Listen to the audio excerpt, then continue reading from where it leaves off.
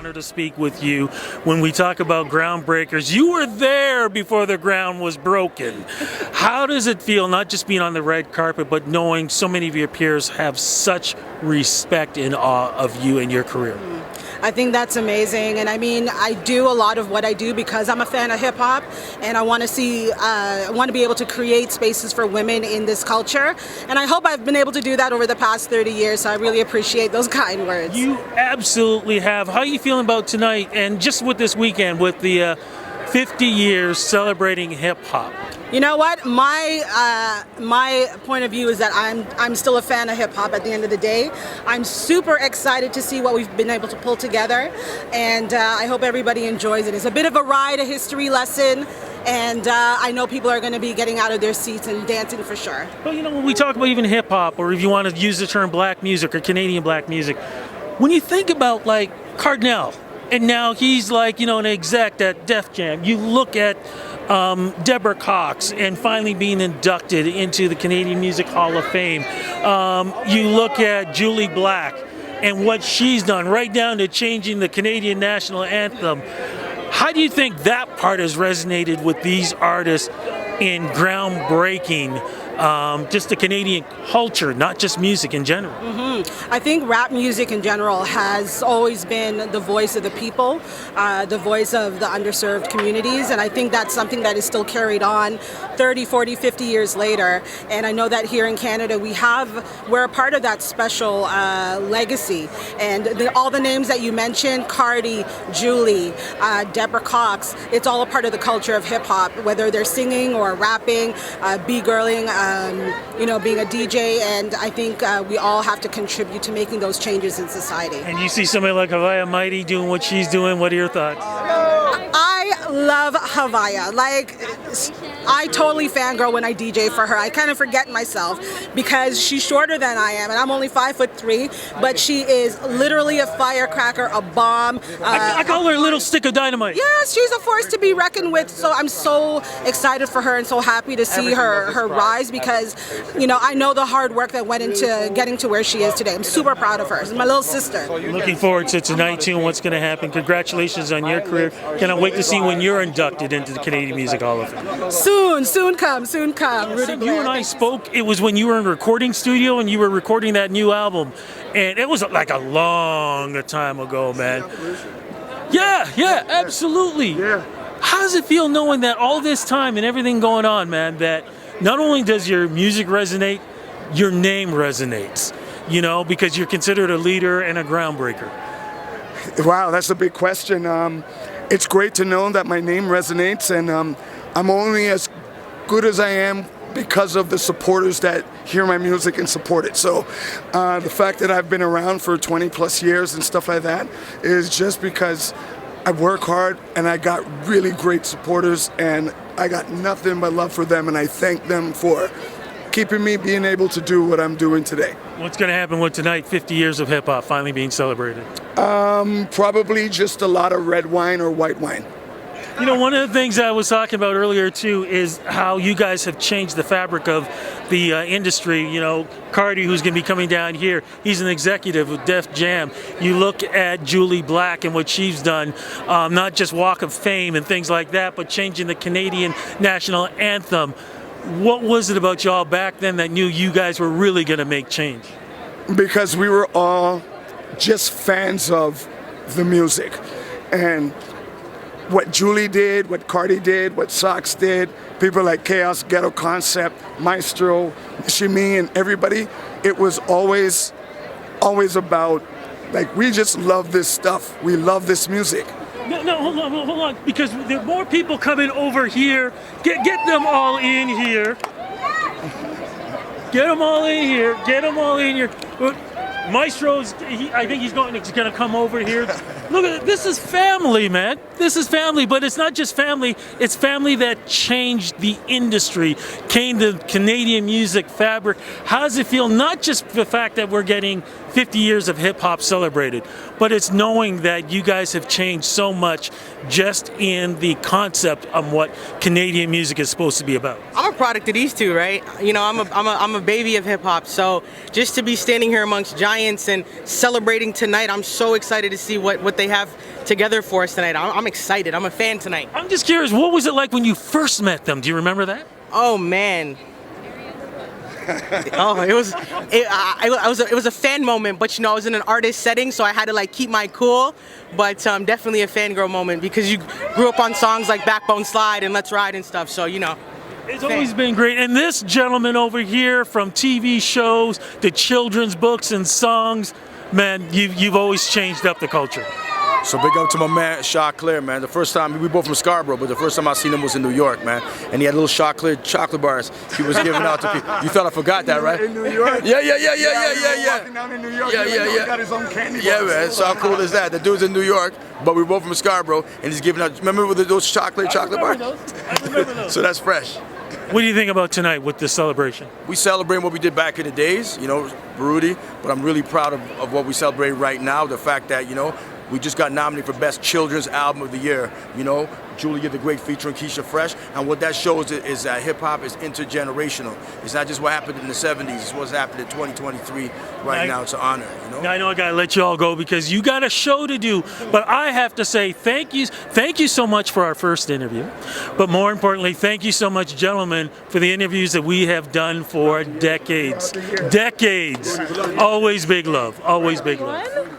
What a nice crowd. You guys were amazing. Thank you. Oh my gosh, this is like freaking me out. This is amazing. Yes. It's a lot of awesome on the stage right now. This is hip hop family right here, man. Holy cow. All right. Yeah. Ladies and gentlemen, who would like to go first? I see all your phones out. Okay, we'll start right here. Grant. Sorry, I couldn't resist the opportunity to take a photo and send it to all my friends who love you as I do. And thank you all so much for the work that you do, have done and continue to do and will do in the future. That was an incredible feature. I'm sure it felt amazing. I'd love to ask, and this question is about Cardi's garb, but it's for anybody that wants to field it. I mean, we just saw the release of the De La Soul catalog for the first time in like literally 3 decades. What does it mean that it's amazing that the Junos brought you all together for this incredible feature and to honor hip hop's 50th anniversary? But we're talking more than 30 years that one of the most pivotal world-changing catalogs in the world is out of print. What does that say to you about the kind of, that strange dialectic that we have about hip-hop is great, but we don't want to necessarily make it too mainstream or give it too many flowers? How do you feel about the De La Soul catalog? Well, speaking of flowers, you know what I'm saying? They were from the Daisy age, right around, And they had an album called De La Soul is Dead, right or wrong, right? But listen, True Goy rest in everlasting peace, man, because I know exactly where I was when I heard Potholes in My Lawn for the very first time. I was in Flemington Park, man. Bop, bop, bop. Definitely. So everyone can go on and talk about that, what they feel about that. I mean, listen, I've gotten to have the privilege of them becoming friends and peers. And, we've done shows with them over the years, and Poss is a good friend of mine. And, the other day going to their celebration at midnight of all of their albums, being able to be streamed, but as well as celebrating the life of Dave, I think it's bittersweet. But what I think about that and the parallel to, what you're seeing tonight is, I will go on record by saying, I didn't want for this night to happen unless I was able to see the Dream Warriors up on stage. You know what I'm saying? Because I think the same way that De La Soul was fearless and they inspired us to be ourselves is the same way that these guys from Jane and Finch, one of the toughest neighborhoods in the country, had no fear, and they expressed themselves in a way that they thought was true and authentic to themselves. And that's why I'm so happy to see them on the stage here tonight with all of us celebrating the diversity within the hip-hop community. I just want to say something quick. I've never said this publicly, but King Lou of the Dream Warriors is the most original MC I ever heard in my life, man. Ever. Understand what I'm saying? Love. Give it up to the Dream Warriors, man. My brother King Lou. Word up. I want to say this too. When we first stood on stages, we always felt that we were just men from the crowd. And on our second album, Subliminal Simulation, we did just that. We brought a man from the crowd up onto the stage, and we said that we were going to make him into an artist. It didn't matter who it was just whoever was hype in the front row. And this person who came up was a little Sri Lankan Indian kid named Speck. And that album was promoted with a comic book as a traveler and so forth. It was a whole year. He couldn't even rhyme on beat. He was just a man from the crowd like us. And Spec grew into a man, became Hussein Yusuf, part of Reservoir Media. And Reservoir Media is responsible for De La Soul getting their rights and royalties. So you see, everything goes full circle. He was just a man from the crowd. So don't give up on your children. Don't give up on all their dreams. We're all men from the crowd. We're women from the crowd. We're people from the crowd. Amazing. I love that. It's a great story. Okay, I don't know where my mic is. There? Great, thank you.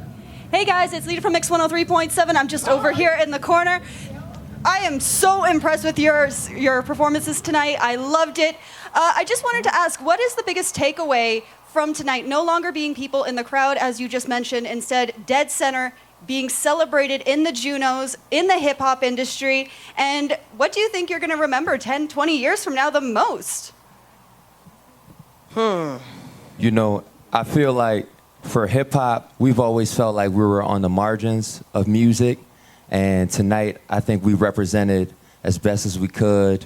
We put on for the voices around the world that felt voiceless. And we carry a lot of weight on our shoulders as artists, especially as hip-hop artists.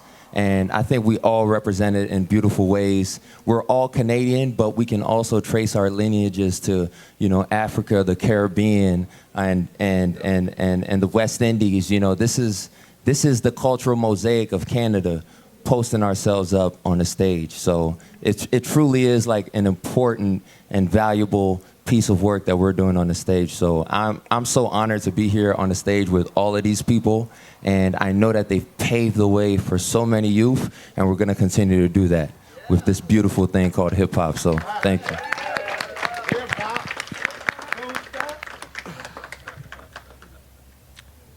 Cardi would be like, latte, what you about to do? I just want to say 100% at the end of the day, as all of us came up in the 90s, where we were B-rated rappers because they thought that because we came from Canada, our videos, our lyrics, our music was always not there. Now you see where we're there. So the only point that I just want to go and say and quote it, we are dope as fuck and don't give a shit about it. So while we're standing up here and everybody is sitting there, like, and it's great that you guys are showing us love because everybody deserves love. But really go and look at what the world these people went through just for them to have you know their name. And we're dope as fuck, and Choclair said it, and I'm T.O. represented every single time. All right. We have a couple more questions. We have one more there. All I want to say is Jamaica, Island Tea with Althea. Miss you me, big up yourself. Talk to me. I grew up with you, sweetheart, and I tell you, you're doing amazing. What keeps you going? You. People recognizing the genre itself around the world. I go to Jamaica and I'm the Canadian. So it's just really cool to just be a part of the fabric that was genuinely wanted to prove that the genre hip-hop was alive and in Canada. And that was the whole fight in going to New York and letting them know that we do have hip-hop here, and we're actually performers. We didn't have so much of the infrastructure where you can see all of us perform and have videos on MTV. So even as MTV grew bigger than us here, we really had to stick to performing. So Canadian artists has always been one of the best performers in the world prior to having the machine. So that's what we take our pride in. So tonight, we got to reflect how much we can perform. We hardly get to see each other, perform together, work together. So tonight, we actually got to perform, see each other, and work together. So you keep going. Cardinal, yard vibes. Say something for me. You know what, more time, honestly, I want to pass it to my co-host of Mighty, you know, because more time I don't do enough talking for the night, so I have to pass it to the younger generation. Because she are also, and she can't speak and represent for the whole of the group, you know. She look what she taller, you don't know her. I'm just going to remind everyone that Hawaii was the first woman to win the Juno Award for Rap Album EP of the Year last year. Yeah. Respect Jamaica in the house. Thank you for the plug. Listen, I really am not. I don't want to even take so much.